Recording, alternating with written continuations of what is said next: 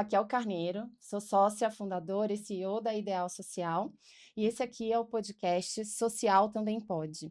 Aqui a gente vai trazer vários temas do nosso universo das iniciativas sociais e da agenda social, tanto nas organizações de terceiro setor, nas empresas e, mais do que isso, na sociedade como um todo. E hoje eu estou com uma convidada que eu queria muito que viesse, porque está há muitos anos nessa carreira, nessa área social, ajudou um pouco a construir a mentalidade dos últimos anos do setor da área social nas empresas, eu diria. A Adriana Rosa, estou muito feliz que você está aqui hoje, que você pode contribuir um pouco e falar um pouco com a gente sobre toda essa sua visão desses anos de trabalho nessa área social e na área de sustentabilidade como um todo. Então, primeiro de tudo, eu queria que você se apresentasse, eu não vou te apresentar. Uhum. E aí, eu sempre digo assim, conte tudo, como você chegou aonde você está? Porque a gente recebe, às vezes, perguntas, dúvidas de quem está começando, e a área social não é muito óbvia, né? Não é muito linear o caminho de formação, enfim, e de experiência. Então, há sempre muitas dúvidas assim, se eu quero trabalhar na área social, o que eu tenho que fazer? Né? É curso, não é? É experiência? Então, acho que você contando um pouco como você chegou até aqui, você acaba respondendo essas perguntas e essas dúvidas também. Conta pra gente.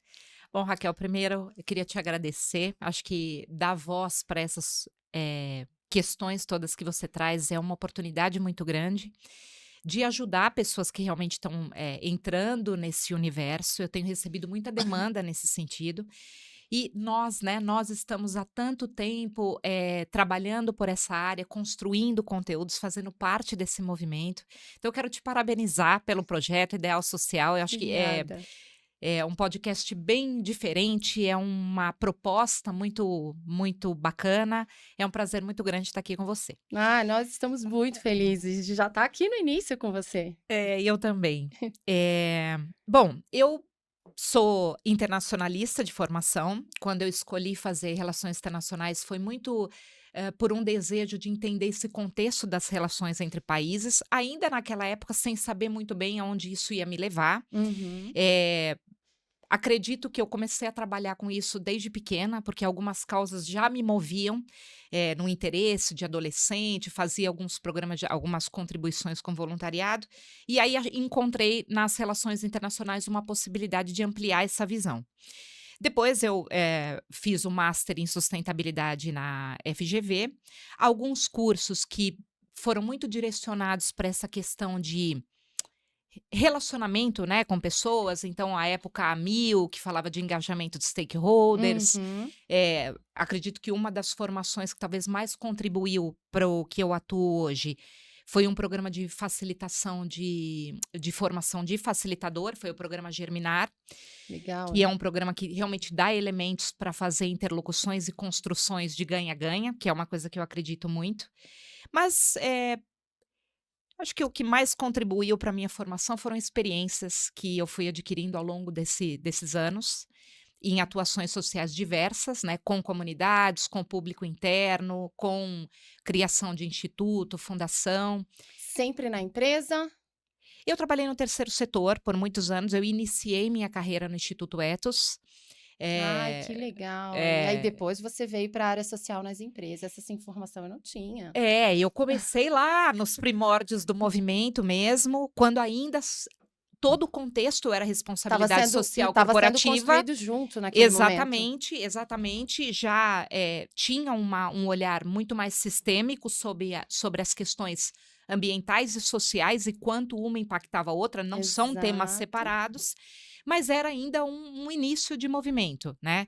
E aí muita coisa mudou. Depois eu trabalhei por um tempo prestando consultoria para a Unilever em investimento social privado, e aí, por fim, ingressei no setor privado, e aí abriu o leque aí de atuação, né. Hoje eu sou gerente de sustentabilidade, mas sempre com esse olhar também de ninguém pode ser deixado para trás no caminho, né. Esse é o melhor olhar para a área social. É o olhar que é direcionado pela ONU, né. Hoje em dia a gente está vendo um protagonismo em mudança climática e questões ambientais e o carbono, quanto calcula, como que mede o inventário de emissões. Aí eu falo: "Não vamos Parece que só esquecer". isso importa, né? É, E no fim, importa para quem? Eu acho que o social sempre me remete a pensar, e é o que eu provoco muito as pessoas a pensar.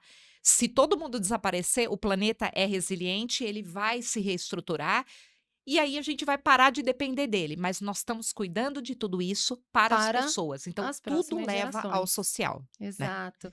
E aí você trouxe uma coisa legal, Adriana, que eu não sabia, que você estava lá atrás no Instituto Etos. Se a gente for pensar, tem uma linha do tempo que eu uso muito sobre a evolução das práticas sociais quando eu dou aula, cursos, enfim. E eu gosto de usar muito porque se a gente olha a linha do tempo, a gente teve a Constituição em 88. Uhum.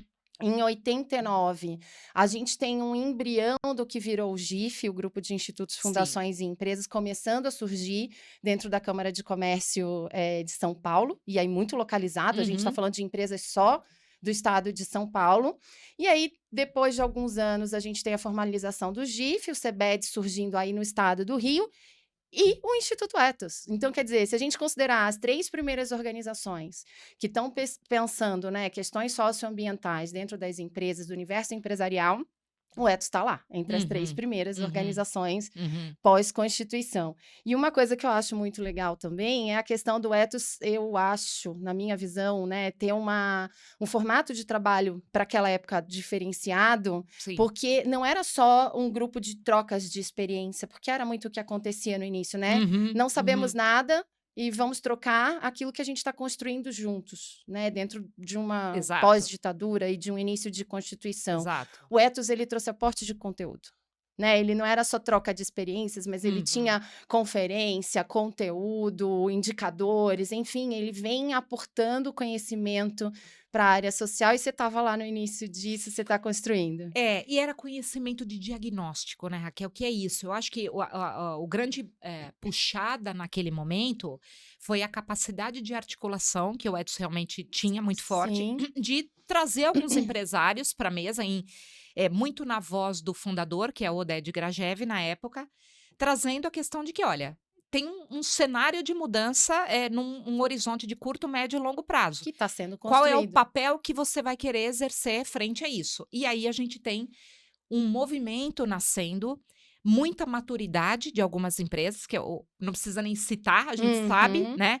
E para mim foi a grande virada de chave que alguns empresários realmente começaram a entender o quanto que as questões socioambientais impactariam o seu próprio negócio, né? E ali você entrou na área É, socioambiental e sustentabilidade. Então me conta, você já está aqui junto, construindo isso que a gente vive hoje, né? Mas construindo lá desde muito tempo atrás.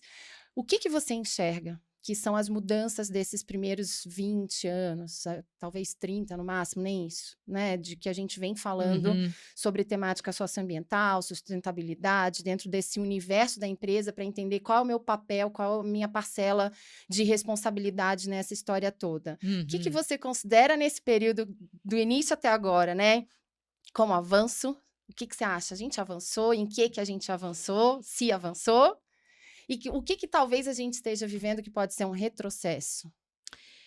Olha, Raquel, eu acho que a gente avançou, como eu comentei, eu acho que muitas coisas avançaram no sentido de eh, exercer protagonismo para alguns setores. Então, quando você tem alguém que é um bom exemplo de algo e você Uhum, se sim, propõe a seguir aquele caminho, praticamente a gente teve alguns setores, né, alguns empresários que lideraram lideraram essa movimentos. mudança. Então, isso é quase como se eu te dissesse assim: dá para fazer, né, os caminhos já foram traçados e basta a gente seguir.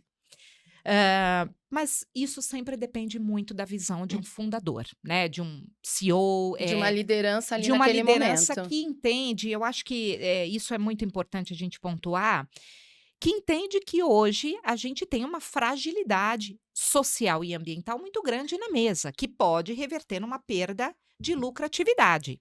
Então, eu acredito muito num espírito altruísta, militante e ativista para Sim, algumas questões, mas no fundo a gente está falando com empresários que olham para os negócios. Então, muito. teve E muito tem que ser avanço. coerente, né? Tem que ser coerente para dentro do Exatamente. negócio. Exatamente, porque senão, e eu acho que esse também é um ponto de avanço, a sociedade civil amadureceu. As pessoas têm mais criticidade sobre algumas coisas, sobre greenwashing, social washing, rainbow washing. Hoje em dia você lê e fala, Temos mas será vários que é? washings. Quanto que você investe nisso mesmo para eu saber se É, realmente isso é verdade ou não? Então, eu acho que nesse sentido, pensando em 20 anos, né, olhando 20 anos para trás, é um movimento novo, 20 anos dentro de um de uma contexto é história não é pouco tempo. nada, é muito pouco Você até tempo. bem pontuou, né? Saindo de uma ditadura, voltando a retomar essa questão de direitos, né? Quando a gente olha movimentos hoje muito voltados para pertencimento, questão de inclusão e diversidade, você vê que o movimento avançou. O que eu considero como um retrocesso e um retrocesso preocupante? Eu acho que tem duas coisas que eu queria pontuar. Uma Vamos lá. delas a gente às vezes fica muito em torno de conceitos, né? Então, o que é agora? O ESG, então Concordo. para tudo que a gente está fazendo, porque não é mais Porque agora não sustentabilidade. chama nem sustentabilidade, nem responsabilidade social, nem investimento social, e a gente tem que entender o que é esse tal de ESG. Exatamente. E aí você fala, enquanto isso, né, na sala de justiça, as coisas A continuam sociedade acontecendo. caminha e as coisas precisam acontecer. Isso me preocupa um pouco. E um outro ponto de preocupação são pessoas muito novas entrando nesse movimento. E aqui não é nenhuma crítica, mas existe existe um caminhar, né? Uma Existe uma vivência série de necessária. estudos, vivências necessárias, aptidões necessárias. E eu hoje vejo que existem muitas pessoas tomando para si uma voz de uma história que não conhece, Não né? viveu, não E acompanhou aí e que talvez esteja no deturpa. máximo estudando na internet, né? Porque nem Raquel, nos livros tem. e deturpando muitas coisas. Você falou, né? O Ethos foi a organização que trouxe um movimento de começar a Aportar colocar na mesa conteúdo. indicador. Então vamos Exato. lá, numa classificação de tanto a tanto, onde você se insere, qual é o plano de ação, aonde que você está dentro do setor. E eu já escutei recentemente pessoas se posicionando em LinkedIn, tudo, por exemplo, detonando os indicadores éticos. Então, eu acho que não é uma questão de uma metodologia pode ser boa para você, pode ser boa para outro, pode ter uma outra metodologia, mas existe uma história. E ela Isso foi é importante. alicerçada em vários A estudos gente não anteriores. estaria hoje tendo uma discussão sobre o ESG, enfim, né? E que Uhum. não é recente, como todo mundo pensa, porque esse termo foi cunhado pela ONU em 2004, se eu não me engano, na publicação Who Care Wins. Uhum. Né? E em 2020, por causa de um pronunciamento da carta anual do diretor executivo da BlackRock, de repente todo mundo Exato. resolve dizer que não é mais sustentabilidade, estamos falando só de ESG daqui para frente. Então, quer dizer, a gente nem estaria tendo talvez essa discussão se esse caminho não tivesse sido trilhado, Uhum. se não tivesse passado pelo indicadores éticos, se a gente não tivesse evoluído e ainda continuar aportando conhecimento. Exatamente. Então, chegar agora e dizer assim, olha, tudo isso aqui não serve de nada e não vale de nada, é. não, a gente está negando a própria história da evolução do tema, né? Exato. E das necessidades em si, né?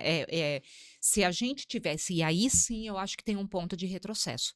Enquanto a gente continua discutindo algumas coisas, a gente está tendo um aumento de carências muito forte, né? Olhando Sem para a área dúvida. social e também ambiental, né? Essas Ainda demoras mais em no tomar. cenário pós-pandemia, que a gente está Exato. sentindo os impactos agora, Exato. sociais, Exato. financeiros, econômicos. E muito dentro de casa, né, Raquel? Acho que Sim. as questões ligadas a burnout, saúde mental, Sim. atração, retenção de talento, são pautas sociais que passaram extrapola aquele olhar de qual é a minha responsabilidade perante a comunidade, né? Aquele discurso que vinha muito, não, mas eu já pago impostos. Ai, gente, esse discurso era muito comum, né? Era muito comum. Como se isso fosse a única responsabilidade que eu tenho que ter perante a sociedade. Se a gente talvez vivesse na Suécia, faria sentido, mas nós estamos no Brasil, uma série de carências. A gente, no limite, a responsabilidade social empresarial, ela vem complementar esse trabalho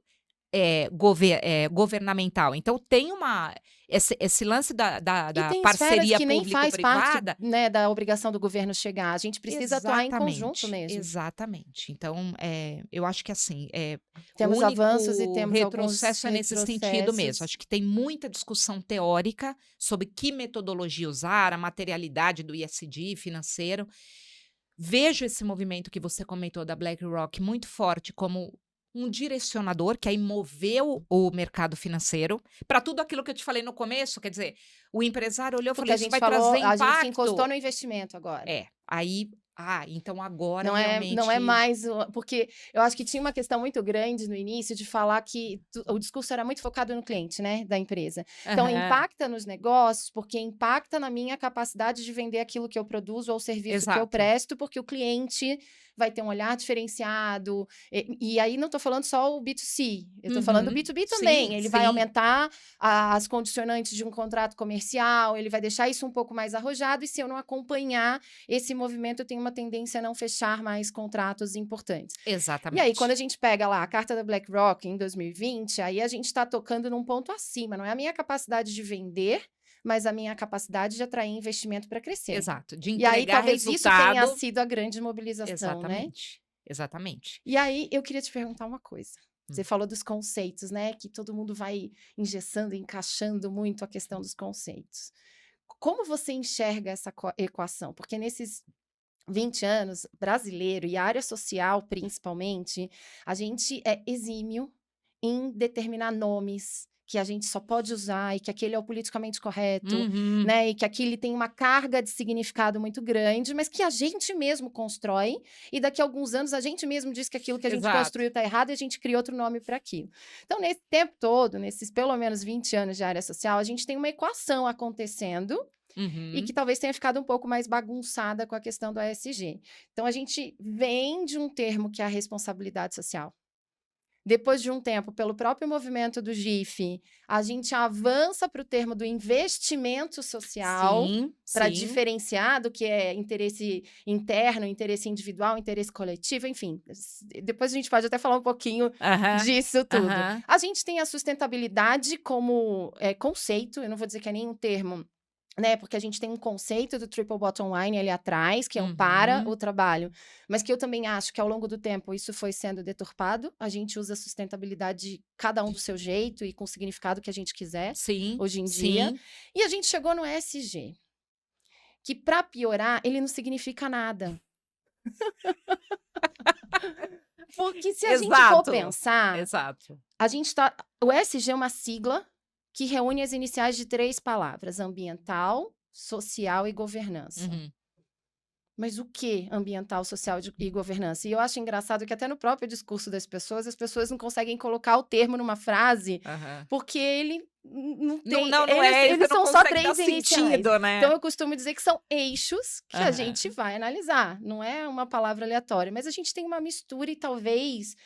Ainda mais porque a gente tem essa fragilidade, né, que você apontou de ter pessoas novas chegando que talvez não viveram toda essa história, mas estão querendo contestar de uma maneira não tão positiva, enfim, toda essa história.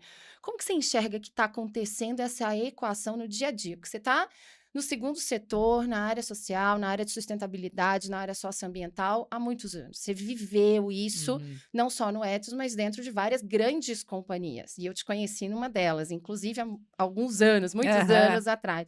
Hoje, como que você está vendo essa equação? Como que a empresa recebeu essa mistura de coisas e como está conseguindo lidar com isso no dia a dia?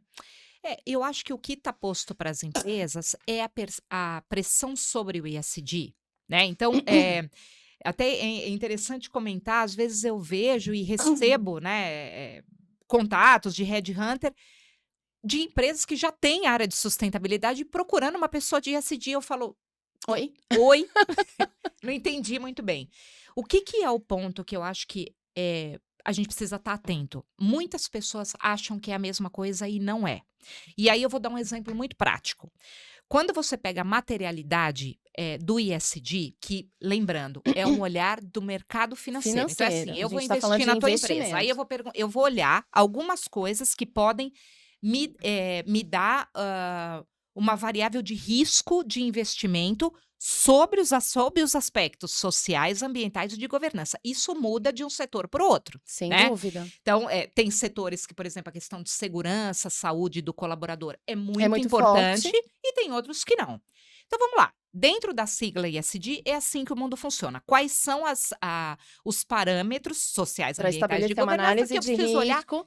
sob a ótica do risco financeiro por trás de tudo isso. Então, no fim se eu quero investir em você, eu preciso saber se você está fazendo uma gestão de risco adequada para sobre além esses do econômico, aspectos. sobre esses aspectos. E aí também com uma Ponto. preocupação de reputação, na medida em que a reputação vai impactar no financeiro, se aquilo em algum momento É, explodir.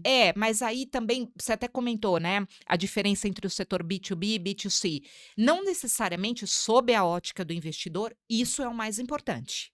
Ele sempre, a imagem, a reputação, ela está muito sempre ligada a todas as outras coisas. E aí, acho que você tocou num ponto importante. É muito limitante o ESG. Ele até porque ele é um drive, né? Ele tem um direcionamento dado pelo investidor. Quando a gente imagina o cenário da pandemia que você colocou, em nenhuma matriz de materialidade ESG Nenhuma isso análise apareceu. de risco isso É, apareceria, e se aparecesse, ia estar como um risco mínimo, porque a gente não poderia imaginar que isso fosse possível de se materializar do exatamente. tamanho que isso se materializou. Quem diria que no século XXI a gente ia estar tendo surtos de 2 anos dengue, parado, chikungunya, tudo isso acontecendo de nenhuma novo, análise de risco isso apareceria como um risco não relevante. apareceria. E isso impacta os negócios também, né? Afastamento de burnout, né? Como é que você mensura como está a qualidade mental, de saúde mental do teu colaborador no pós-pandemia? Então, a grande questão é, se a empresa se ingessa no ESG, ela está deixando passar uma série de coisas que ela não está olhando, que deveriam incorporar uma matriz de risco. Tem um ponto, Raquel, Ou que talvez ela até tivesse evoluindo antes e ela vai abandonar. Então, esse é o ponto. E isso eu acho que aí é uma perda, é um retrocesso muito grande. Esses dias eu estava conversando com um colega também de profissão, a gente foi para o Pacto Global ano passado lá em Nova York para a Semana das Nações Unidas, ele falou, o ESG já era. E me remete sempre à mesma questão que eu estava te falando. Já era o ESG, enquanto isso está acontecendo o quê? Com as pessoas e com o E, de qualquer planeta. forma, essas falas muito bombásticas, elas são É, bem e muito problemáticas. limitantes, né? De uma certa maneira, né? Porque aí as pessoas abandonam, né? Assim, É, já era, abandona. exato. E aí E para aí de pronto, fazer. faz o quê depois disso? E aí, pensando sobre o aspecto social, quantos institutos, fundações, empresas que tinham programas robustos, transformando a vida das pessoas, pararam porque muda o direcionamento por conta de uma sigla. Você tocou num ponto agora importante. Você sabe que a gente, na Ideal Social, a gente atende as empresas, os institutos familiares, empresariais Uhum. e as organizações do terceiro setor.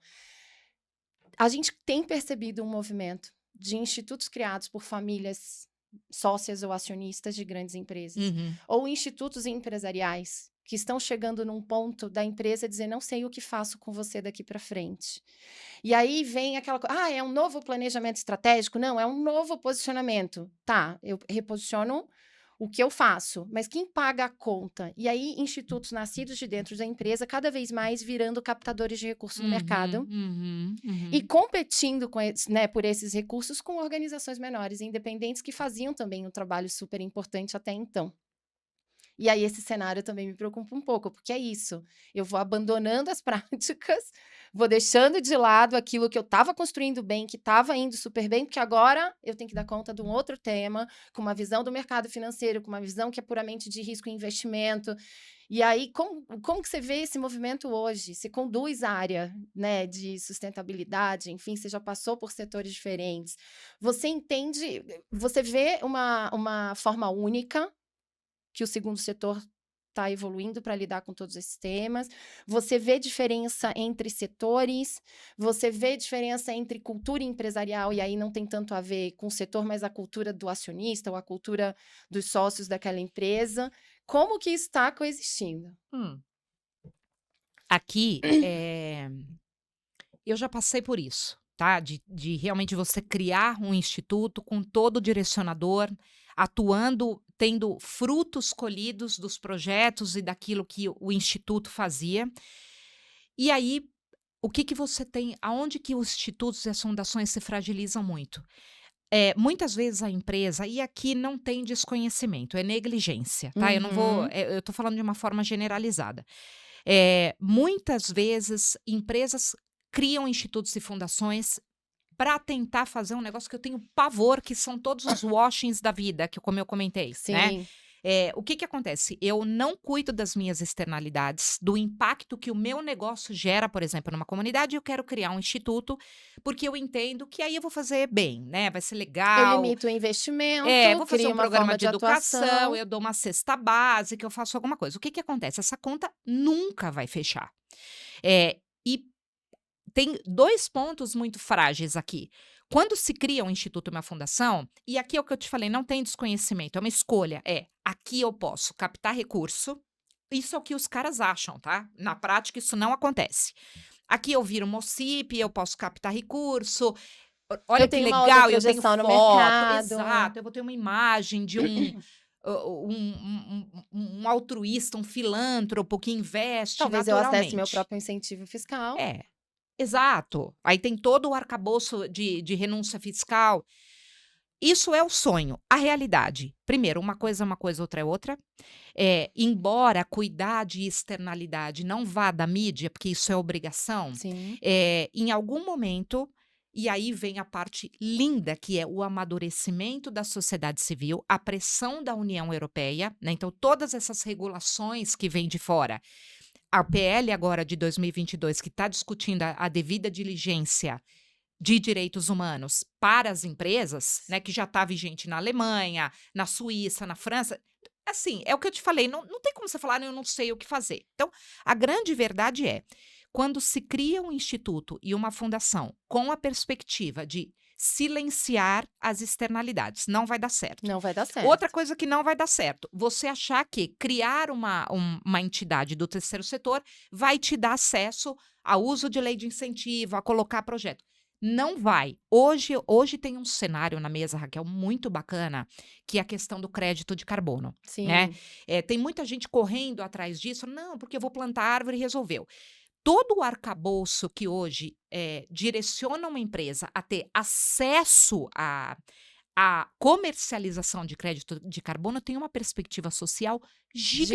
gigantesca por trás disso. Sem Então, dúvida. você não consegue certificar na Verra, por exemplo, um crédito de carbono, se aquilo não for comprovadamente, e aí você passa até por uma audiência pública, porque a certificadora quer escutar o beneficiado, se aquilo não Sim. for legítimo, né? Sim. Se você não estiver cuidando de E agora tá pessoas. muito mais fácil descobrir o que não é legítimo, né? Muito mais. Porque mídias sociais, tudo viraliza, tudo vira escândalo muito mais fácil. Antes a É. gente tinha os comitês de crise conseguindo atuar muito mais, né, para segurar os assuntos em cada Exatamente. âmbito. Agora nem sempre vai ser possível fazer isso. E Não, isso não é vai. bom. E isso destrói os institutos e as fundações, porque se não há uma vontade legítima, se a intenção é essa, em algum momento o cara vai falar: putz, eu não vou conseguir o que eu quero aqui. Aí ele destrói o instituto e a fundação.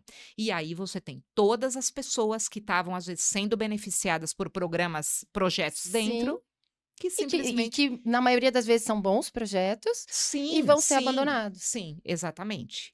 Então, é aquilo, né? Aquela perspectiva de cuidar do meio ambiente sem deixar ninguém para trás.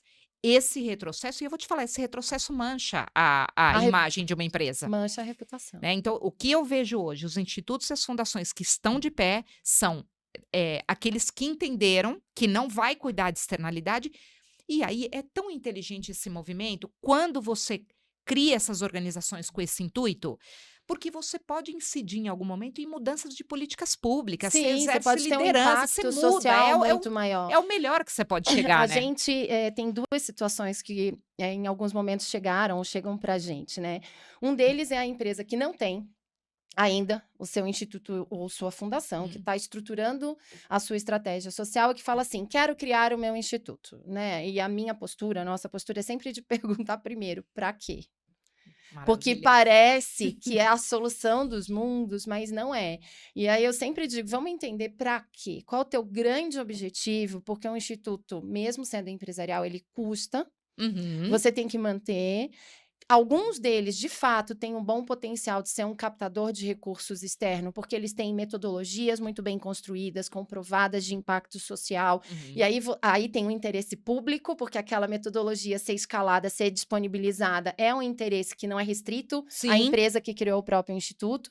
Então, aí eu costumo dizer, olha, aí é muito bom que você tenha o seu instituto, que você se torne um captador de recursos, porque a solução que você desenvolveu é algo que interessa muito à sociedade como um todo, não é um interesse esse é o ponto. privados que está em jogo.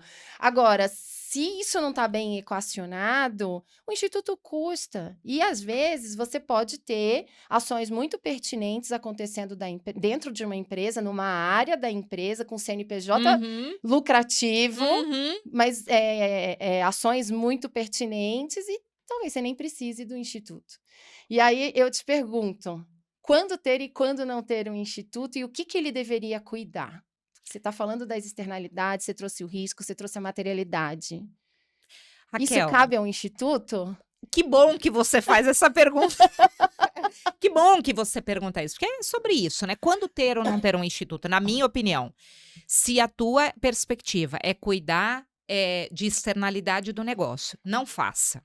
Se você está nascendo um instituto apenas para ter benefício fiscal e poder. É muito comum, você já deve ter vivido isso. Algumas empresas que falam, eu quero criar um instituto. E aí, eu acho que com a tua experiência, que é muito de longa data também, a resposta diz sim ou não. Porque é isso, você pode sim captar recurso. E aí as pessoas querem inverter. Primeiro que elas querem colocar o projeto antes de mensurar o impacto daquilo. Então, Sim. é isso. Quando criar, se você cuida das externalidades do teu negócio, olha para a questão social dentro de casa, uma coisa não resolve a outra, e aí você diz, ok, então o meu negócio, sem citar nomes aqui, dar um exemplo. Se o meu negócio requer, por exemplo, uma mão de obra muito específica, numa determinada localidade, né? Acho que um grande avanço que também O que é muito comum isso acontecer? é muito comum isso acontecer. Eu gosto, eu não sou uma pessoa que diz: "Ah, não, o instituto, a fundação não pode ter nada a ver com o negócio". Tem, Tem que ter a ver, tem que estar mas alinhado. ele tem que formar, por exemplo, se eu quero formar um grupo de pessoas, desenvolver aquela região, cuidar da biodiversidade, formar mão de obra, eu não posso achar que eu estou fazendo isso só para mim. A benfeitoria primeira é esta pessoa que eu estou formando, ela pode trabalhar para mim, então É é uma isso, é opção, agregar valor. Eu mas o quero destino final não é não esse. é esse, porque não vai dar, né. E aí, é isso que eu falo, é um tiro no pé. Porque é o que você falou, custa. Então Custa. todo um investimento para a gente voltar para o início do jogo e dizer: "O que você queria não vai ser entregue", não crie, cuida das coisas primeiro, E o que eu né. vejo, às vezes, por incrível que pareça, a falta de um diagnóstico apropriado dos riscos, mas mais amplo, né? De todos os potenciais ou reais impactos, entender aonde eu estou inserindo, onde eu estou influenciando, e não só daquela comunidade muito coladinha de uma operação. A gente tem hoje empresas grandes que ainda não têm esse diagnóstico claro. E aí, se eu não tenho clareza sobre o que eu deveria atuar, ou como eu deveria atuar, eu crio um instituto, a base dele também é nada, né? É Você não nada. sabe exatamente o que colocar ali dentro daquele escopo de trabalho, porque você não tem isso mapeado nem para o que é de fato obrigatoriedade do negócio, condicionante, penalidades que eu já tenho que cumprir, que não faz parte de um altruísmo, talvez, de uma filantropia mais ampla, e que eu Aham. deveria, talvez, estar cuidando ali dentro do meu ambiente empresarial, querendo fazer social ou não, eu tenho que cuidar. E aí eu não sei o que eu coloco no instituto, porque eu não tenho esse diagnóstico formatado. Eu tenho visto, e até me assustado um pouco, algumas empresas muito grandes, muito consolidadas, com um nível de lucratividade gigantesco apresentado Uhum. para investidores na Bovespa, enfim, que não tem. É a maioria, não é? Você tem visto empresas mais estruturadas, menos estruturadas? Porque me espanta. Às vezes eu ter uma área toda estruturada, mas quando você vai ver, você não tem clareza da sua atuação. Você meio que vai fazendo no dia a dia, cumprindo condicionantes ali, né? Tem uma música, né, que fala: "Livro para comida e prato para educação". Lembrando dos conceitos, né, você falou do GIF.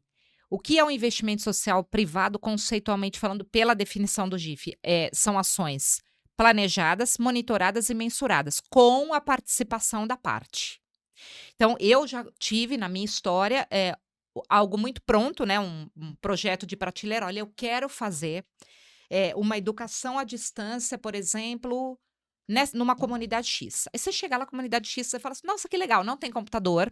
Os caras têm E isso não está uma previsto no exclusão investimento? digital grande Sim. aqui, ou às vezes tem. Ah, mas hoje em dia todo mundo tem celular. Sim, e qual a qualidade do acesso, quanto que essa pessoa A consegue pandemia provou que não, que buscar. muitas vezes é um aparelho de celular para uma família inteira, né, um pacote de internet para uma família inteira, quando a É, gente fala em população em vulnerabilidade. sim, e tem regiões, né? A gente precisa pisar na terra e entender quais são as carências daquela região. Porque acontece duas coisas. Primeiro, todo investimento que será feito não vai servir de nada, não vai transformar vidas, se você não se propor. E eu acho que aqui tem uma palavra que eu quero usar, que é humildade mesmo. É Uhum. entender qual é a tua realidade para que eu possa ser assertivo nessa transformação. É, eu já Processo de participei escuta, sim, de projetos que a comunidade falou assim: veio a empresa aqui, colocou isso pra gente, e eu não quero fazer não é isso. isso que eu preciso, mas isso É, é muito é comum. muito comum. Isso é Então, muito comum. frustra todo A mundo gente no lá meio do do alto da nossa caminho. cadeira na Faria Lima, aqui em São Paulo, dentro de um É, escritório de uma empresa, exatamente. decide o que precisa no Pará. E eu nunca pisei lá, eu nunca conversei com aquela comunidade. Exatamente. Lógico que esse investimento vai virar despesa. Porque esse projeto ele não vai ter impacto social e talvez eu gere um problema de relacionamento Sim, você piora, com a né? comunidade se a gente falar em licença social para operar. Exatamente, você piora, porque tem algumas empresas que assumem essa postura de eu não vou nem chegar. Ruim. Quem não chega não gerencia, E né? uma hora isso vira crise. Uma hora isso vira crise. Nunca subestime os movimentos que se articulam enquanto você está fazendo outra coisa na Faria Lima. Nunca subestime. Nunca. E isso, Raquel, É como isso mesmo. sociedade, a gente está evoluindo muito. Eu já trabalho há muitos anos com isso, já conheço comunidades no Brasil todo. É impressionante o amadurecimento. As pessoas estão mais politizadas de uma certa maneira, porque hoje ninguém precisa trabalhar com sustentabilidade ESG para ter uma percepção de que existem mudanças em curso. Né? Sim. A chuva, o que acontece, você não chega na tua casa. Então, começa a. E entender o impacto ambiental e social de Exato, na tudo que a gente minha está vida. vivendo Então, assim, na minha a vida, minha mãe sabe diretamente disso na minha hoje, vida. com 80 anos, né? Então, É é uma isso. coisa muito interessante. Agora, o que acontece que aí, voltando, a gente falou sobre isso no começo, desses novos movimentos, né? Desses termos que vão se confundindo ao Acumulando, longo do enfim. tempo. Uma coisa que qualquer profissional, seja de sustentabilidade, responsabilidade social, ESG ou qualquer sigla que virar, precisa ter coragem e senso crítico. Porque a hora que vem, e é isso que me preocupa um pouco, quando o profissional não tem, né? Porque aí Uhum, chega sem lá, por exemplo, o dúvida. presidente e fala assim: olha, eu quero fazer um projeto voltado para capacitação em, sei lá, inclusão digital numa determinada comunidade. A gente precisa ter coragem para dizer: isso não vai dar certo. É conhecer. Eu Ou tive não é lá isso que e escutei, precisa. não é essa a maior necessidade.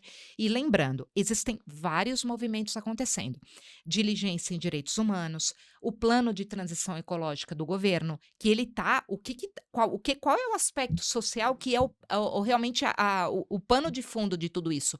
Quais são as transformações que você vai deixar? Então, perceba, é frustrante para todo mundo. O empresário coloca dinheiro, chega lá, não vai dar resultado. Aí ele vai matar o instituto. E aí vira um ciclo vicioso ruim, quando O poderia ser universo, e o universo potencializador. empresarial, sim, a gente trabalha com indicadores, sim, a gente precisa Sim, sim. desses indicadores de impacto mapeado, e na hora que esse indicador vem, ele vai apontar que aquele investimento não gerou uma mudança naquela sociedade, porque não era aquilo que eles precisavam. Mas o que Exatamente. eu percebo nesse ponto, volto a falar do diagnóstico, eu insisto tanto com isso, porque parece que muitas empresas, é o que você falou agora há pouco, ainda tem um pouco de receio de acionar os stakeholders externos ou as comunidades para um processo de escuta, um processo participativo para a construção de um diagnóstico social ou socioambiental, Uhum. né? Porque está muito conectado. É o que você falou, tudo que a gente faz para o meio ambiente, a gente está impactando nas pessoas Pessoas. ali. Então está muito conectado, mas eu vejo que as empresas têm um receio e aí preferem não se relacionar, nem para poder identificar o que precisa para aquela região, no máximo partem direto para um investimento. E aí, isso é pior ou melhor? Então, é pior, né? Porque você tocou no ponto do diagnóstico, e isso é para tudo, Para né? tudo. Nenhuma Gente, empresa. planejamento estratégico sem diagnóstico, você planeja com É, base em quê? a gente vê o GRI, por exemplo, amadurecendo muito, né, esse conceito da dupla materialidade, que é muito bacana, porque ele vem juntar um pouco a sustentabilidade e o ESG. Exato. Qualquer ponto de partida, você precisa fazer um diagnóstico, você tem que ter um assessment, Sim, sem você tem dúvida. que entender a materialidade do teu negócio. Eu te afirmo aqui, 2 empresas do mesmo setor terão diagnósticos diferentes. Concordo, terão diagnósticos Então diferentes. não tem A forma prateleira. de atuar é diferente, a cultura da empresa, a forma de se relacionar com o entorno, a forma de produzir, por mais que exista dentro do setor práticas muito similares, 2 empresas serão Sim, diferentes, isso eu porque tenho a certeza. cultura interna e o apetite de cada organização difere de um Impacta, para outra. exato, impacta nisso. Agora, eh, eu sempre fico pensando qual é o receio que se tem de conversar com stakeholder. Eu vou te dizer. Quero saber. Eu vou te dizer, dar voz às pessoas de uma forma geral, e aí não estou te falando só sobre a minha experiência ideal social Uhum, como consultora, mas antes disso, fazendo gestão de área de responsabilidade social, onde eu conduzi, com ajuda externa, diagnóstico social em diversas áreas, onde a empresa até então, onde eu estava, tinha atuação. Nessas áreas, quando a gente olha esses stakeholders, que não é o acionista, que tem interesse uhum, direto no negócio, mas é a comunidade que está no teu entorno, lógico que a gente tem ali naquele momento do diagnóstico forças contra e forças a favor da presença da empresa naquele local. uhum. A gente vai, e alguns com mais poder de influência, e aí eu não estou falando de mídia social, não, influência local, né? Sim, Alguns com maior poder de influência local, outros com menor poder de influência local. Colocar isso nessas pessoas para falarem sobre a atuação da empresa naquela localidade, os impactos reais ou potenciais que essa empresa, porque às vezes também a comunidade acha que gera um impacto que não sim, gera, sim, sim. né? Ele pode até ser potencial, mas ele não é um impacto real, ele está mapeado.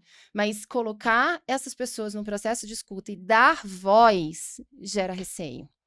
Porque você ali pode ouvir críticas e você abre um canal direto para aquela pessoa se relacionar com a empresa para falar mal da tua operação. Então, eu senti muito esse receio É, antes da vida como consultora, né, consultoria na Ideal Social, mas sinto que é um grande receio. Muitas vezes, quando a gente convence a fazer um diagnóstico, tem uma restrição em relação ao diagnóstico participativo, ou qual o tamanho dessa participação? É controlado ou não é essa participação? Qual metodologia que é usado e eu vou dar voz até que ponto para eu mapear isso? Então, acho que ali está um receio. tá, eu entendo o receio, para mim não, ele faz parte de uma falta de conhecimento, Faz né, parte de uma, até porque porque existe metodologia para né, você dar a exato. voz no tamanho que Metodologia, precisa. bons representantes dessa interlocução. Isso eu Sem concordo, tem que dúvida. tomar muito cuidado. Eu tive uma experiência uma vez que eu cheguei numa uma organização e aí veio uma coisa de: "Ah, a gente já tem um diagnóstico". Aí eu fui olhar o diagnóstico. Era o prefeito, o vereador de não sei o quê e tal, daí eu falei: "Não, isso não é um diagnóstico. Isso aqui é um diagnóstico tendencioso, que atenderá que ele serve a questões políticas". E eu já vivi várias situações, a gente já viveu juntas Várias situações de onde você fica situações. refém de um Exato. poder público local. Aí eu falei: "Agora nós vamos fazer um diagnóstico de verdade. Eu quero ouvir aquela senhorinha lá, aquela outra lá, o representante dessa comunidade, o E até outro que para ninguém escolher fala". quem são os stakeholders que a gente vai conversar, existe uma metodologia, uma forma de você Exatamente, entender quem talvez não tenha viés, quem vai trazer a questão de exatamente. forma, aberta, enfim. E eu Não é gosto muito aleatório, né. dessa construção. Acho que tem uma coisa, Raquel, que assim fragiliza muito as empresas no processo de diagnóstico, é conversas paralelas e individuais. Realmente elas podem fomentar de alguma maneira formação de grupos que aí voltam contra a empresa. Por isso que eu gosto de fazer todo mundo Grupos junto. focais. Vamos falar todo mundo aqui, ó. Aqui gosto muito dessa coisa da transparência Gente, que é importante que orçamentária. fique claro que o falar todo mundo junto também tem É, uma ordenação, tem uma tem uma ordenação. forma de você dar voz, de você entender quando aquilo já passou, talvez, de um limite construtivo, Exatamente, são né. Você tem metodologias. metodologias para garantir que todos tenham fala e de uma Exatamente. maneira positiva. E às vezes, É aí que tá, a gente precisa estar disposto a ouvir muitas vezes o que Sem você não quer. dúvida. Isso na nossa vida pessoal. Aí eu teve uma E vez se a que gente não fizer isso, como traça uma estratégia exato, como que adequada? você amadurece? Seja o indivíduo, seja uma organização. E aí eu tive numa dessas metodologias de diálogo, uma pessoa, que trouxe isso, falou: "Não, porque a gente sabe muito bem que se a gente quiser, a gente fecha a empresa". Aí eu respondi: "Não fecha". Não fecha. Eu falei: vamos, entender que a gente está na mesma região. A gente precisa olhar a região de forma a ser construtiva a participação da empresa, por isso que eu estou aqui, e de vocês, né. Então, e aí você gera um processo de educação, né, porque também a gente vive num país de muitas carências, então é muito natural, e eu acho que é esse o receio que eu escuto de presidentes há muitos anos, assim: "Não, mas aí eu vou abrir, eles vão me pedir tudo". Eu falo: "Aí é que tá, não, é o É contrário". um outro Porque receio, você né, o começa a excesso de estabelecer pedidos. critério, o que que é meu, o que é seu. Então eu tive situações que, por exemplo, a comunidade jogava lixo ali, entupia o bueiro, toda vez que entupia: "Ah, é porque a empresa tem que vir aqui limpar". Falei: "Não, a gente precisa ter um processo, cada um, vou fazer tua parte aqui". Então, assim, são várias, eu acho que, assim, é tão legal, esse papel do setor privado de também ser um educador, Sem né. dúvida. Se ele se E com exime desse papel, capacidade não então, e dá, eu né. diria, Adriana, com capacidade para atuar de diversas formas, porque quando a gente pensa numa estratégia social, ambiental, tem uma outra coisa que eu costumo falar muito também nas aulas para o setor empresarial, é que a gente pensa em estabelecer, já pensa: "Qual o orçamento que eu preciso? Ficou caro, corta", né, ficou Uhum. acima do que eu posso naquele momento ou do que a gente tem intenção de fazer naquele momento, corta. Mas o que eu vejo, e eu acredito muito nisso, que a capacidade da empresa, de investimento social, se a gente for usar o termo cunhado, né, com Aham, toda a carga de significado que ele tem, aham. para esse olhar para fora, para o interesse que não é só individual, mas se a gente for olhar o investimento social, ele não precisa ser só recurso financeiro. Não. Porque a empresa tem capacidade de exercer influência, por exemplo, para trazer melhorias para aquela população. A empresa tem capacidade de trazer know-how, conhecimento que talvez não tenha naquela região. Então, a gente tem uma capacidade tão grande de aportar recursos não financeiros Uhum, também uhum, para dentro de uma estratégia e aí potencializar o resultado que nem só o recurso financeiro conseguiria pagar, uhum. mas a metodologia que vai te dar essa capacidade, que não precisa ter medo, né? E não Não, é só o pedido, eu não vou abrir a porta para receber um monte de pelo pedido. contrário, você estruturar as tuas estratégias sociais evita pedidos que não têm nada a ver. E as O pessoas poder constroem de junto com você. é, Tecnicamente, você tem um argumento para dizer por que você não pode fazer aquilo. sim, e Raquel, o poder de articulação de uma empresa. Hoje tem 2 pontos, né. Gente, isso é um ouro, um poder de articulação. Articulação local, você hoje tem vários saberes que, se você se propõe a articular esses saberes, nas regiões, o teu investimento, inclusive financeiro, é muito menor. Não, e o resultado, o impacto social é muito É maior. muito maior. Agora, o que eu acho que aí é onde também tem um cuidado a se tomar, eu sempre vejo, assim, muitos lugares que eu passei: "Ah, eu quero fazer um instituto, uma fundação. Nós vamos trabalhar com o quê? Vamos fazer um diagnóstico local?". Não, não, eu quero trabalhar com a educação.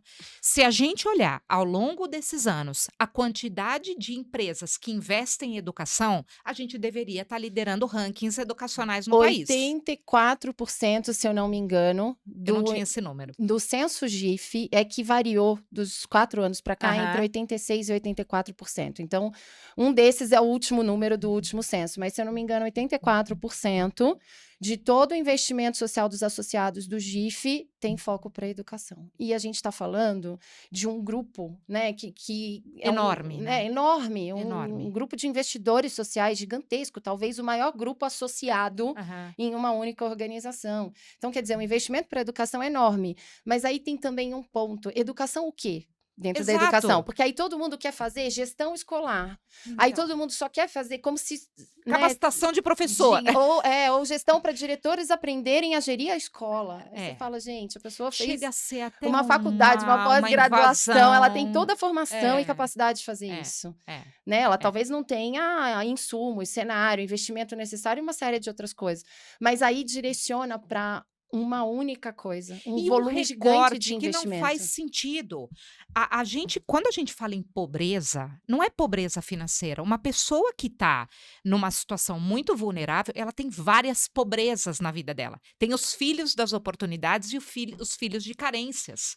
A Então, gente tem um ciclo da pobreza que mostra e aí isso, você vai porque lá, começa você em vai privação de capacitar o direitos e professor. não só na falta de recurso financeiro. Exato. Como tá a mentalidade desse professor? Quem está cuidando do professor? Como é que está a estrutura daquele aluno que vem para a sala de aula? É matemática o problema E dele? quais são os outros problemas sociais da região que estão impactando na Então, educação? não vai ter resultado. Aí é um ciclo vicioso ruim que se fortalece. Do tipo, mas eu estou investindo há 3 anos e não vi resultado nenhum, então eu vou parar. Lógico que não tem resultado. Antes de chegar na educação, tem um monte de coisa que foi deixada para trás. E aí, o que que acontece, né? A gente estava falando desse número que você trouxe de institutos e fundações e esforços para a educação. É, que eu sempre falo isso, sustentabilidade, responsabilidade social, não tem competição. Vamos trabalhar todo mundo junto. Não, Pega o teu não saber. deveria ter competição, Mas todo mundo quer ter a tua mas é marca, isso, né? é. Ou a sua marca Quanto mais a ligado a uma gente fizer causa juntos, mais que tá lá, resultado. tá no LinkedIn, tá Tá, bombando no Instagram. Nossa, esse cara aqui tá vendendo negócio. Legal. O cara, o mérito de quem colocou aquele projeto e cresceu. Mas isso tem uma ligação com o teu negócio? Ou você está ajudando uma instituição que não tem nada a ver, que está atuando E numa outra aí, esse é causa? outro ponto importante que você está trazendo, porque talvez ainda exista um pouco dessa mentalidade de que se eu faço uma ação de responsabilidade social no ambiente interno, numa área interna da empresa, eu estou Uhum, olhando obrigatoriedades de negócio, externalidades, interesses do negócio, uhum. né? Então, no fim, eu estou cumprindo aquilo que é obrigação minha fazer para cumprir um contrato, para receber um Uma licença, investimento, sim. ou até uma penalidade de um termo de ajuste de conduta, eu estou cumprindo o que já é minha obrigatoriedade, né? Uhum. E o instituto é o que é benefício social, bem social externo, que não necessariamente estaria atrelado ao negócio. A gente, na década de 90, teve um boom de institutos e fundações Não tinha empresariais nada. que traziam essa visão. Sim, Eu tenho que sim, investir pelo instituto em algo que não tem nada a ver com o que eu sim, faço. E que depois de 20 anos, isso se mostrou insustentável. sim. Porque aí vai retraindo e vai tentando achar coerência com o negócio, ou então quer entregar para a sociedade, É. né? Então, É inverso, né? mas só 20 anos, né? É o que a gente É, falou, 20 anos é é, muito pouco. é. Em 20 anos, isso foi um boom. Chegou à conclusão que talvez não seja esse o modelo, e a gente está voltando para olhar, ok, então se eu já tenho o meu instituto ou fundação, como ele se conecta com o meu negócio? E não é interesse privado, mas como ele se conecta com o know-how que a minha Sim, empresa tem para sim, sim, oferecer. Não sim, adianta eu querer fazer uma coisa muito diferente do que eu sei fazer, que eu não vou fazer bem feito, né? exatamente. Então, acho que a gente está, talvez, agora nesse movimento de olhar de volta e falar: não, peraí, tudo tem que ter uma coerência com um negócio para ser sustentável ao longo do tempo. Porque senão a gente desarticula todos esses movimentos aí de investimento de empresas para a área social. E tem muitas opiniões sobre isso. Eu, pessoalmente, sou uma pessoa que acho que o investimento social privado tem que atuar em sinergia com o negócio. E antes de você entrar num diagnóstico profundo numa localidade, porque é o que eu falei, mesmo setor, mesma ambição, serão diagnósticos Serão diferentes. diagnósticos Agora, tem uma diferentes. coisa que é muito fácil. Setor de saúde. Todo negócio ele vai causar é, externalidades positivas e negativas. Então, se o meu core, né, a minha natureza de atuação, dado essa realidade, eu sei que eu já sei aonde que eu tenho que atuar. Exemplo, indústria farmacêutica. Qual é a causa desse cara? É saúde. Indústria, empresas de energia. Aonde que eu tenho que atuar? Pobreza energética. Tem um monte de gente fora. Ou seja, aquilo que eu naturalmente ofereço com o meu E que não negócio. pode ficar de fora do seu olhar. Exatamente. Então, assim, eu não vou, como empresa de energia, atuar em saúde. Eu não vou, como uma empresa de agronegócio, atuar em saúde. Então, assim, vamos olhar o que de positivo o meu negócio Pode pode causar. gerar. Você sabe que eu vou citar um exemplo. A gente teve recentemente um movimento de uma indústria de cerveja atuando na causa da alcoolismo na juventude. Assim, quando eu vi aquilo, eu falei: "É sobre isso", assim, eu quase coloquei: "Gente, é sobre isso aqui, ó", porque é muito simples. existe algo que o meu negócio traz de muito lucro para mim, mas existe algo que ele potencialmente pode estar causando um problema. Olha como é inteligente. Eu vou nesse problema, eu vou nesse lugar. E aí eu vou E eu tô criar um agregando produto. valor para o negócio também. Exato, gera e a Eu não tô oportunidade do destruindo o meu negócio. negócio. Eu preciso criar um produto diferenciado que chegue nesse lugar, onde potencialmente o meu negócio pode ser. Eu não queria usar a palavra ruim, mas ele tem um outro viés. Um impacto que talvez não seja É o positivo. casamento perfeito, é o investimento perfeito. E isso é muito Eu bem não estou fingindo percebido que eu pela não sociedade vejo civil. o meu potencial impacto, eu estou Exatamente. colocando ele na mesa e eu estou dando uma destinação responsável e positiva para aquilo que ele poderia gerar de impacto. Exatamente. Seria o melhor dos mundos. É o melhor dos mundos, né?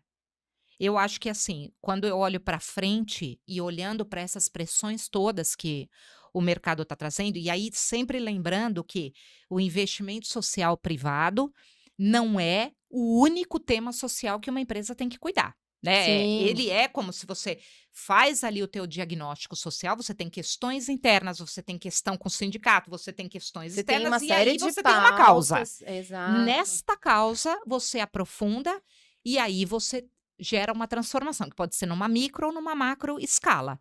Mas assim, é o que você bem pontuou, né? A empresa tem um poder tão grande de articulação, E um de poder positivo, movimentação né? A gente está falando positivo, exato. positivamente. E aí você falou, tem gente que não quer escutar o stakeholder. Assim, o mundo tá em movimento. Se você não tá andando para frente, você tá andando para trás. Essa coisa de eu tô parado aqui vendo o que vai acontecer, esquece, isso não tá Gente, e aí acontecendo. você falou isso no início, eu vou retomar, porque eu acho que é uma coisa super importante quando a gente fala de stakeholder. Uhum. Não adianta a gente achar que porque a gente não está conversando com um determinado público, que ele está quietinho, paradinho, na casa dele, sem movimentação nenhuma. Ele pode discordar da empresa e mesmo que eu não fale com ele, ele criar uma outra articulação ali naquela região, que eu fazer qualquer movimento depois vai ser muito pior ou muito mais complicado, muito mais complexo. Então, não falar com ele não significa que a gente está parado. Tem movimentos acontecendo, a gente só não está olhando para esses movimentos com responsabilidade, nada mais. Exatamente. Uma hora isso vem à tona. Sabe quando você tá na tua casa, pega um casal que tá lá, né? Uma pessoa da relação tá quieta. Tá quieta, quieta, quieta, não fala nada. Eu Ó, acho que tá tudo bem. Eu acho que tá tudo. Você não- Ótimo mas você não me exemplo. falou nada, tá tudo bem. O que tá passando pela cabeça? Você pega outro exemplo. Você tem você precisa ligar num call center para resolver um problema. Eu adoro quando a pessoa do lado de lá fala, eu não vou poder te ajudar. Realmente você vai ter que cancelar teu pacote e começar tudo de novo. Agora, derrubar minha ligação, 100 não me dar vezes. retorno, para mim, me causa algo que eu falo assim, aqui eu vou fazer da vida dessa pessoa um inferno. É sempre essa lógica. Porque aí é a falta do respeito Exato, tudo com aquele começa por stakeholder que aí. você está se relacionando. É E nesse isso, caso, um cliente, que é um dos exatamente. nossos stakeholders que precisam ser escutados nesse processo. E a dinâmica do stakeholder, Raquel, ela é muito viva, né? Quando você pega um mapa de stakeholder de uma organização, você tem lá imprensa, academia, poder público, todas elas se conectam. Não é Todas elas engessado se uma conectam. caixinha. Uma coisa que eu sempre coloco na empresa é: quem é comunidade é colaborador. Ele troca de papéis, eu já vivi isso muitas vezes. Então, o cara tá dentro da empresa, ele sabe o que está acontecendo, ele sabe até o posicionamento da empresa em relação à comunidade dele. Sabe? Ou ele vai ser um amigo teu e que vai vender uma boa imagem, ou ele vai chegar lá e falar: eu só trabalho aqui porque eu realmente preciso, porque a empresa é horrível, não está olhando. O que eu quero? Eu quero ampliar a minha percepção positiva com todos Com os todos os stakeholders, meus ou para mim tanto faz se um porta-vozes. stakeholder. Porque eles Uma viram os pessoa é capaz de porta-vozes. influenciar várias. Sem São dúvida. porta-vozes, Eles viram exatamente. porta-vozes. E aí que eu acho a complexidade do eixo social. Quando a gente vai olhar a estratégia socioambiental, de sustentabilidade da empresa, porque, bem ou mal, se a gente está falando de meio ambiente, você está falando de áreas, né? De problemas razoavelmente gerenciáveis e que você Uhum. consegue medir e controlar. Quando a gente está falando do eixo social, todo mundo que se relaciona com aquela empresa vira um porta-voz, positivo ou negativo. Uhum. Pode ser um motorista de um caminhão que é terceirizado, o porteiro de uma loja que é terceirizado, mas que naquele momento, mesmo sendo terceirizado, ele veste a camisa da empresa, ele representa a empresa e a atitude positiva ou negativa dele vai contribuir para a reputação daquela empresa. A gente tem casos de taques milionários que Sim. foram gerados por porta-vozes terceirizados de empresas de varejo. Exatamente. Exatamente. Então, eu costumo dizer que essa é a Bem. complexidade do nosso eixo social. Uhum. E aí, não fazer um diagnóstico e não ouvir isso tudo e não atuar com esses stakeholders, não vai dar certo. É o que você falou no início, não vai dar certo. É. Porque, em alguma medida, esse investimento não vai comprovar um impacto, ele vai acabar sendo reduzido, ou você vai ter porta-vozes ali que vão estar construindo uma imagem negativa e que você vai ter que gerenciar aquilo depois como risco. Exato, mas isso geralmente acontece por quê? Falta de posicionamento, falta de proximidade. Exemplo recente, pós-pandemia, ninguém queria voltar a trabalhar presencial no escritório, né? Aí eu vi empresas fazendo movimentos de, por exemplo, aquelas áreas de inovação, coloca lá o painel, dê aqui sua sugestão. Aí são Leve o 300 seu pet. post-its, eu quero fazer home office 2 vezes por semana. O que que a empresa precisa? E aí eu vivi isso e falei, a gente precisa dar retorno para as pessoas. Sim. E o Ouvir e não retorno retornar dizer, é falar, a nossa política vai ser X vezes por semana presencial no escritório. O que que acontece? Ninguém fala nada. Aí tem 300 solicitações que, em tese, estão abertas para as pessoas trazerem o que elas querem, Sim. né? Aí tem um viés de inovação, que é inovação para quê? É a mesma coisa da Sim. sustentabilidade. Porque se você me abre a voz, eu posso te pedir qualquer coisa. E aí a perspectiva é dizer, olha, aqui não, eu entendi teu pleito, mas a nossa determinação se é você- que vai ser E assim. se você não dá essa devolutiva, você regride ainda mais, Não, ainda aí mais abre nesse o painel, vem relacionamento. tudo de novo. O que que você pega no corredor Mas a da empresa? insatisfação daquela pessoa, daquele stakeholder, ela aumenta. Aumenta, por quê? Fica sem Precisa voz. ter essa E aí, Raquel, devolutiva. tem uma coisa que é uma pena que as coisas acontecem desse jeito, mas o que mais funciona dentro de uma empresa, o melhor canal de comunicação é a rádio peão. Fica Sim, todo mundo ali, até daqui a pouco hoje tá sempre todo vai mundo no ser. corredor. Não, porque eu tô pedindo, porque ninguém me retorna, e fica abrindo esse painel. Vai continuar abrindo o painel e vai continuar vindo, porque as pessoas sequer sabem qual é o limite. E aí é onde tem uma coisa muito ruim acontecendo agora, no pós-pandemia. Eu faço um pleito, você não me responde. Eu faço um pleito, você não me responde. Não ache que as coisas se acalmaram. Você será boicotado de alguma maneira. De alguma maneira. E é na própria entrega de um trabalho. Esses dias eu vivi uma situação de uma pessoa tão desanimada que eu tava trocando ali, eu falei, não, mas isso aqui tá escrito no e-mail. Então ela pegou e falou assim, eu não sou obrigada a ler e-mail. Nossa. Eu dei risada, eu tô até comentando isso como um fato engraçado, mas você vê como a pessoa, quando ela não está engajada na tua empresa, Ela já tá fechada para ela aquela te boicota. relação. É. Ela te boicota num simples e-mail, num simples E pagamento, assim, né? precisa dar atenção a isso para o bem de todos, da própria pessoa e dos Uhum. negócios. Assim, a gente tem que conviver em harmonia. A Ali, é o quantidade de nosso todo dia, né? afastamento por burnout hoje em dia é uma coisa assustadora, né? Porque é exatamente o exemplo que a gente estava dando. Quem o que está sendo negligenciado aqui? O que eu não estou olhando? O que eu não tô olhando? E olha o impacto financeiro. Por que você acha que houve todo esse movimento de responsabilizar as organizações por burnout? Porque vai chegar uma hora que o sistema previdente não vai dar para Não vai pagar segurar. todo mundo. Não vai segurar. Então, aí começa uma pressão muito grande sobre os líderes, para a gestão da equipe, saúde mental da equipe, mas você, como líder, eu concordo que o líder tem uma responsabilidade sobre isso. Você tem que receber uma estrutura. E isso serve Você para tem o que receber social uma estrutura. interno, social externo, né? Sem É dúvida. alicerce E de olha cultura. quantos temas novos e o quanto isso ainda está em ebulição, porque é isso que eu falo, o social é uma coisa que acontece todo dia na vida de todo mundo o tempo Exato. todo, né? Então, olha o olhar que a gente precisa ter para manter essa coerência do investimento, manter essa coerência da atuação. E aí, sem ouvir as pessoas, Não dá. não E dá. o dinamismo. Fica obsoleto muito rápido. Você acabou de falar o dinamismo sobre isso. Acho que É. essa é a chave.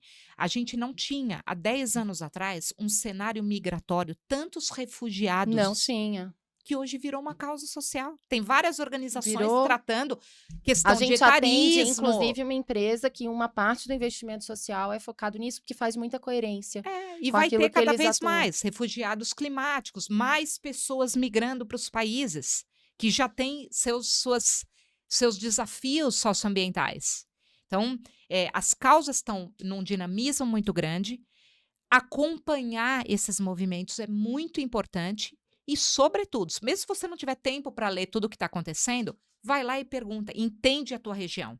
Isso é obrigatoriedade. As empresas precisam fazer esse papel. E aí eu vou tem voltar à forças conversa do acontecendo. início, então. Uhum. Olha a importância do profissional dessa área. porque ele precisa acompanhar tudo isso, né? A gente estava falando de pessoas novas que estão chegando agora e que, de repente, já têm uma visão talvez até enviesada, né? Sobre o que é Sim, essa sim. construção.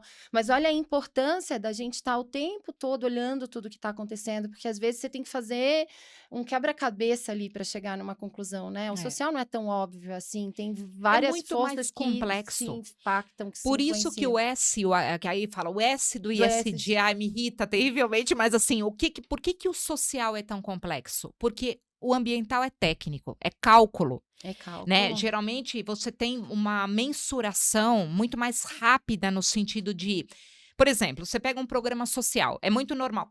A quantidade de beneficiados? Aí põe lá Ai, eu 7.450. adoro esses Eu números. adoro. Eu fico pensando Aí você como vai lá quando perguntar fala os indiretos, aleatoriamente. beneficiários Indiretos é indiretos, maravilhoso. aí tem um Indiretos são número milhões, né? super quebradinho ali, né? Aí você fala assim, como chegou nesse número? Aí você vai lá perguntar e a pessoa fala: "Não, mas eu não tô nem sabendo desse programa". Então, assim, é exatamente esse ponto, os indiretos para mim, eu morro de rir, assim, porque é isso que eu falo, as pessoas estão mais críticas, não é porque a gente trabalha nessa área. Quando eu Não. olho 8 milhões de beneficiados, eu falo: "Gente, mas que mundo que eu tô vivendo que eu não fui beneficiada por esse programa?". Então, Ou por que que a gente não conseguiu avançar tanto naquela causa onde você exatamente, atuou com aqueles 8 exatamente. milhões de Então, o beneficiários e o problema ambiental é mais persiste? possível. Então, assim, eu fiz um programa de reuso, eu economizei X% de água. Sim. Você consegue mensurar.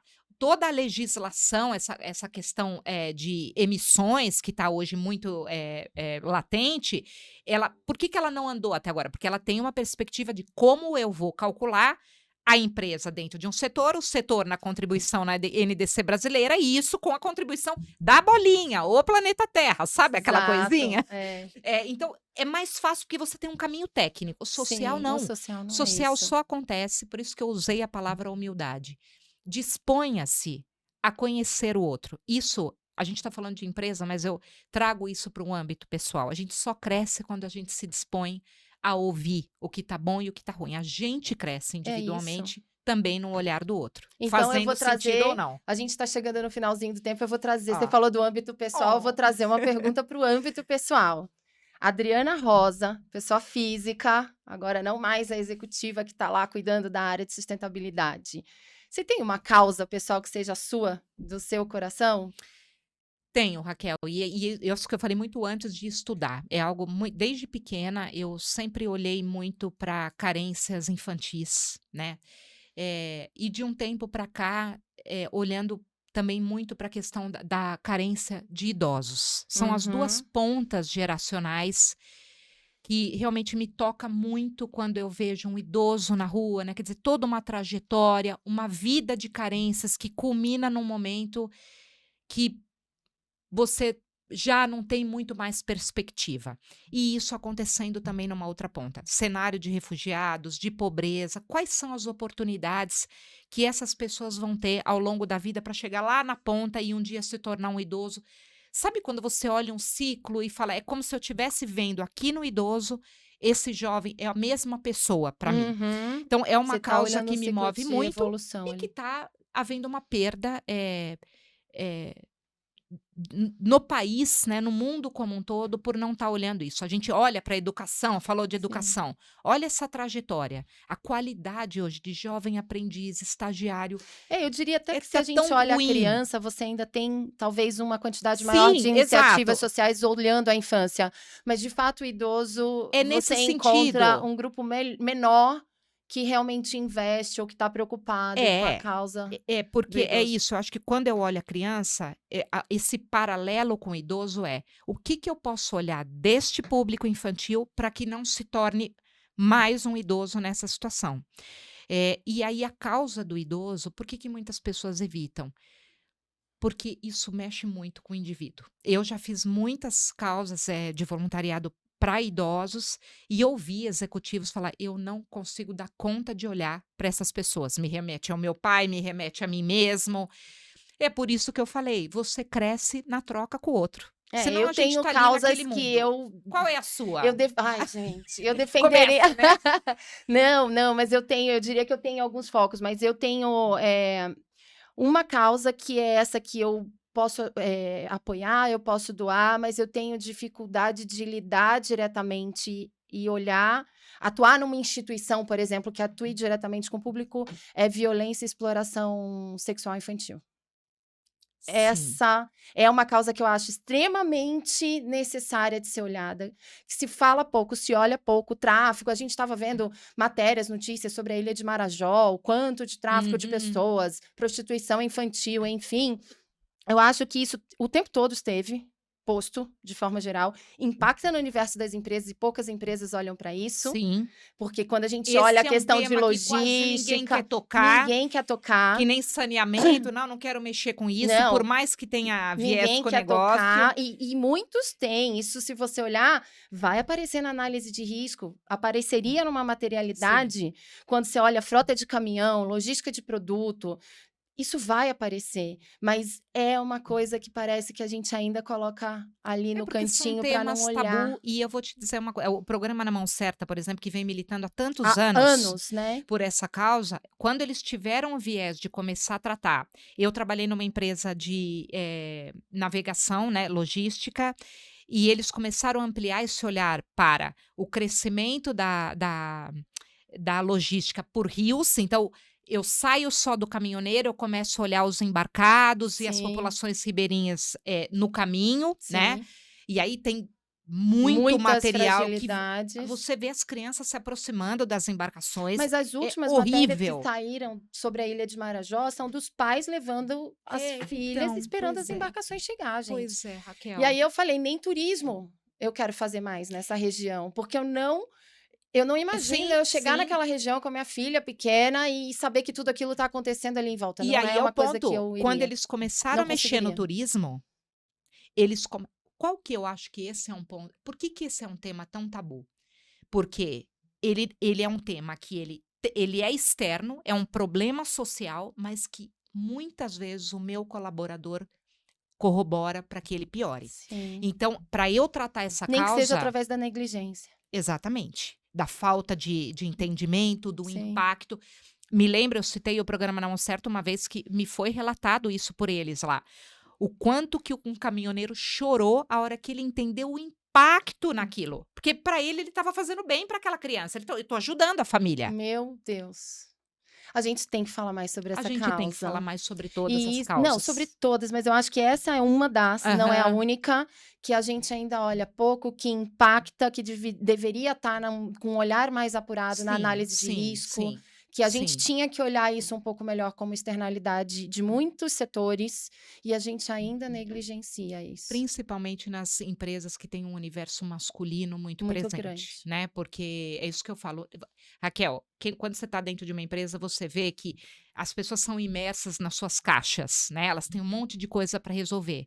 Então, no fim, tudo que a gente está falando é sobre isso. Abre o seu olhar e veja que a sua atuação está muito fora aqui, né? Muito, muito, muito além daquilo que você faz no teu dia a dia. Sim. Então, a gente sabe que exploração sexual no contexto do turismo é muito grande também. Exato. A gente está aqui, a gente muitas vezes achou, não, mas isso não acontece mais. Saindo do eixo aqui, A do gente fecha os Sudeste, olhos. a gente fecha os olhos. E muita gente não quer saber, porque a partir do momento que eu não sei, eu não tenho responsabilidade sobre isso. E não dá Isso é mais, muito né? ruim. Não dá mais. E além dessa, eu diria que eu sempre tive uma relação muito grande com causas de diversidade, desde os meus 23 anos atrás, quando eu resolvi ingressar na área social, eu ingressei por essa porta, pela porta Ah, que da bacana. diversidade, e é outra que eu falo assim, parece que a gente já atrai. A gente Sim. tem várias ações, vários clientes na Ideal Social com viés de algum critério de diversidade, seja que a gente esteja falando de pessoas com deficiência, seja falando de empoderamento feminino, enfim. Então, são causas que eu diria que estão dentre algumas E outras no meu coração. positivamente, né, olhando mais uma vez o contexto positivo, vamos olhar que muitas coisas mudaram em 20 anos. Sim, Hoje, embora a gente tenha uma resistência muito grande ainda, porque eu vejo muitas empresas fazendo programa de diversidade e inclusão para poder divulgar nas redes sim. sociais. A gente olhando, Aí a você gente fala, que é da área lê um relatório de sustentabilidade, sabe não tem reconhecer. na hora. Na hora. Na hora. Porcentagem, diferença A de gente salário. olha, sabe reconhecer se aquilo tem fundamento ou não Exatamente. tem. Negros na liderança, né? Tem umas coisas que, assim, Não dá, gente, não dá mais para fazer programa e colocar lá, qual é a sua porcentagem de mulheres na liderança? Olha, na liderança eu não tenho ninguém, mas na operação... Na operação, e às vezes nem na operação, porque vai Às ser, ai, vezes o nem trabalho na é muito operação. pesado, não é automatizado, então não Aham, tem como ter mulher. exato. Adriana, obrigada. Que delícia de papo, a gente ficaria, eu Ai, acho que mais muito tempo é, falando por isso que eu aqui, falei, né? não, vai acabar, Raquel, muito Obrigada obrigada. pela disponibilidade de estar aqui com a gente. Parabéns mais uma vez pelo projeto, pelas suas causas. Obrigada por ser uma Obrigada. inspiração também para todos nós, viu? Ai, obrigada por estar aqui, Tamo contribuindo junto. com isso. Sempre. Muito obrigada. Obrigada, até mais.